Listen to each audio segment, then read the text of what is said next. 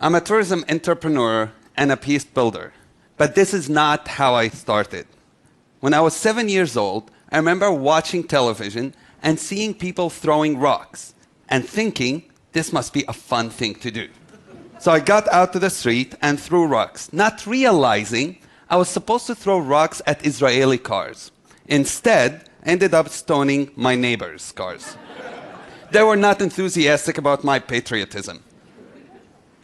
This is my picture with my brother. This is me, the little one, and I know what you're thinking. You used to look cute. What the heck happened to you? But my brother, who's older than me, was arrested when he was 18, taken to prison on charges of throwing stones.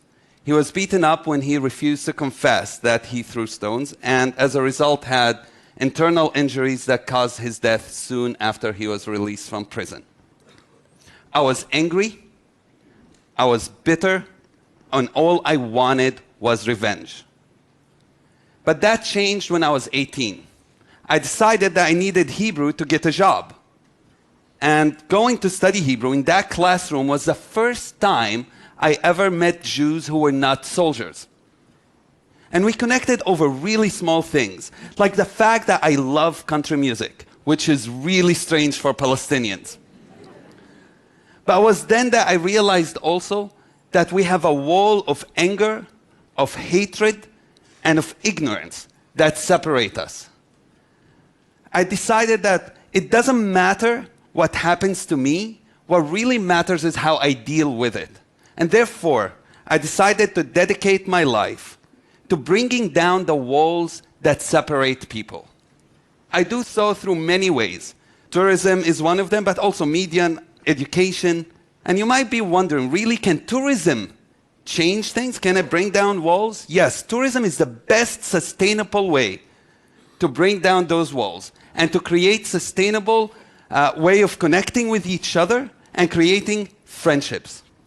In 2009, I co-founded Majdi Tours, a social enterprise that aims to connect people with 2 Jewish friends, by the way. And what we'll do, the model we did, for example, in Jerusalem, we would have 2 tour guides, one Israeli and one Palestinian, guiding the trips together, telling history and narrative and archaeology and conflict from totally different perspectives. I remember running a trip together with a friend named Kobe, Jewish congregation from Chicago. The trip was in Jerusalem, and we took them to a refugee camp, Palestinian refugee camp. And there we had this amazing food. By the way, this is my mother.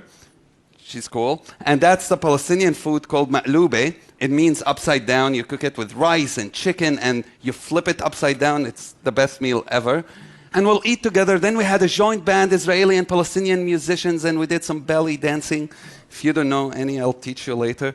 But when we left, both sides, they were crying because they did not want to leave. 3 years later, those relationships still exist. Imagine with me, if the 1 billion people who travel internationally every year travel like this, not being taken in the bus from one side to another, from one hotel to another, taking pictures from the windows of their buses of people and cultures, but actually connecting with people.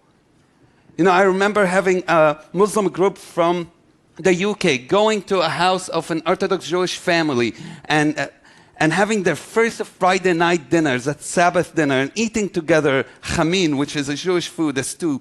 Just having the connection of realizing after a while that 100 years ago their families came out of the same place in Northern Africa. This is not a photo profile for your Facebook. This is not disaster tourism. This is the future of travel. And I invite you to join me to do that, to change your travel. We're doing it all over the world now, from Ireland to Iran to Turkey, and we see ourselves going everywhere to change the world. Thank you.